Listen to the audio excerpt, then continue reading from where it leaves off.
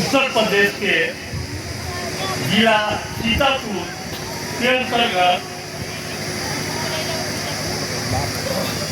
नवीन नगर के नगर निगम के अंदर हम लोग बिहार से चलकर आपके यहाँ आने का आखिर मकसद क्या है, क्या कारण है कि 1000 किलोमीटर से हम लोग यहाँ आए हैं। कहीं तक कहीं कुछ सोच होगी, तभी तो हम लोग इस गर्मी में ये नौजवान जो सरोज प्रजापति राजभर जी बिहार उत्तर प्रदेश की बॉर्डर पर हमको उसी से आंसर दिया। तो सरोज प्रजापति जी ने इस गांव में, इस कस्बे में इतनी मेहनत करके क्यों वो माताओं और बहनों और पढ़े लिखे लोगों, नौजवान साथी को इकट्ठा करने का कारण क्या था, इनकी सोच क्या थी, इनकी जज्बा क्या है, ये क्या करना चाहते हैं, ये क्या देना चाहते हैं, ये क्या सरकार से आपको क्या दिलाना चाहते हैं। इसीलिए तो आज इन्होंने अपने गांव पर ये ऐसा व्यवस्था किया है। जो तमाम लोग आप लोग आए हैं, मैं तमाम अतिथिगण उत्तर प्रदेश से, अलीगढ़ से आए हुए हैं, बिहार से हमारे लोग हैं, ये शिक्षा सहायिका आंगनबाड़ी, ये तमाम जो जिनको अधिकार देने का काम है वो हमारे बिहार से महिला पधारी हुई है, विंध्यश्री बाबू है और लोटाराम निसार साहब है, अनिल करीम साहब है और तमाम बिहार और उत्तर प्रदेश के लोग आपके बीच आए हैं। आखिर कहीं न कहीं कुछ गड़बड़ियाँ या कमियां तो हुई है हमारे लोगों से। एक इतिहास के तरफ आपको ले चलना चाहेंगे कि 26 जनवरी 50 को संविधान लागू हुआ था। वो कौन लोग थे जिसके लिए कहीं जो संविधान रचाया उसमें कहीं आपके लिए व्यवस्था नहीं हुआ। उनकी दबाव पर संविधान लागू होने के बाद 18 जून 1951 को अंतिम सरकार यानी अंतरिम सरकार में प्रधानमंत्री के पद पर पंडित जवाहरलाल नेहरू उनको इतना दबाव दिया गया कि 1952 के चुनाव होने वाला है, हम लोगों की व्यवस्था नहीं करेंगे। कानून में आर्टिकल 340 बोलता है, उस कानून में जब तक नहीं रास्ता बनाएंगे तब तक हम लोग चुनाव में भाग नहीं देंगे।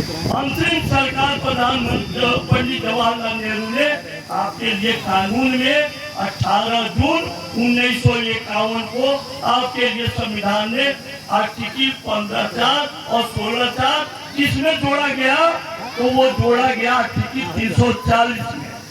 दूसरी तरफ आज जो हमारे अनिल प्रजापति जी जो सवाल उठा रहे हैं एकीकरण का, उसी पीरियड में सरदार वल्लभ भाई पटेल ने कहा कि नहीं, संविधान तो लागू हुआ, एकीकरण होना चाहिए, क्योंकि उस पीरियड में राजाओं महाराजाओं के बीच में सारी प्रॉपर्टियां थी।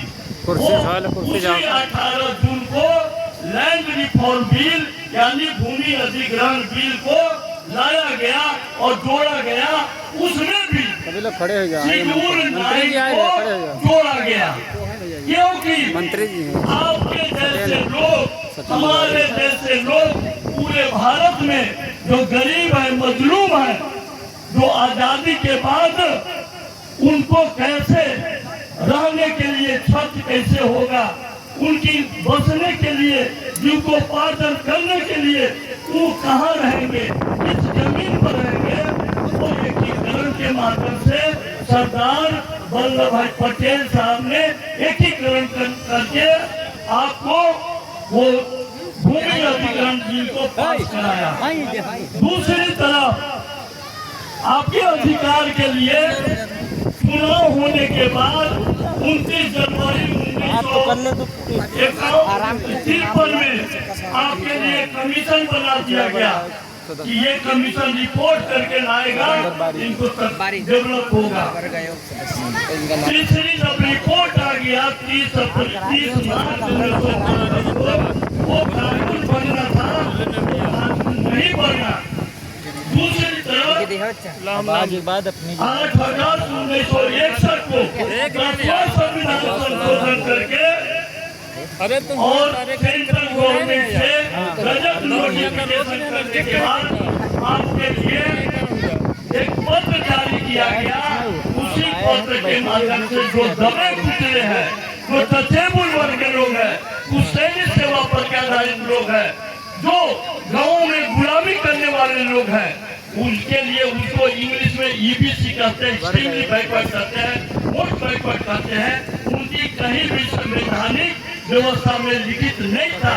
तो बिहार के जननायक कर्पूरी ठाकुर 22 दिसंबर 70 में जब मुख्यमंत्री बने, कमेटी गठित किए, सरकार भी गिरा दिया गया और दूसरे लोग आए, वो कमेटी फॉर्म करके रिपोर्ट आया, तब उन्होंने 11 अगस्त 1978 को वो बिहार में देने का काम किए। जो अपमान सहे, गालियां सुने, किसके लिए? यही तो पड़ोसी राज्य बिहार के उत्तर प्रदेश है। और दूसरी तरफ साउथ भारत में एक ऐसे शख्स थे, उन्होंने अपने राज्य में वो रिजर्वेशन 50% से बढ़ाकर 69% दिलाए और वो 9 में डाला गया।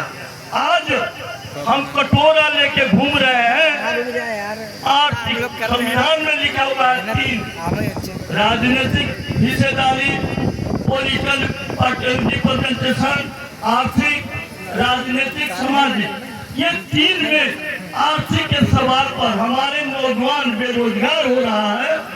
उसके लिए आज हम लोग कटोरा लेके सरकार के पीछे जा रहे हैं कि हमको कुछ आर्थिक मदद दे दीजिए, कि ताकि हमारे नौजवान कुछ कारोबार कर सके। उसमें संविधान में लिखा हुआ है आर्टिकल 15(5) के तहत ये आपको सारा डेवलपमेंट करने का व्यवस्था है।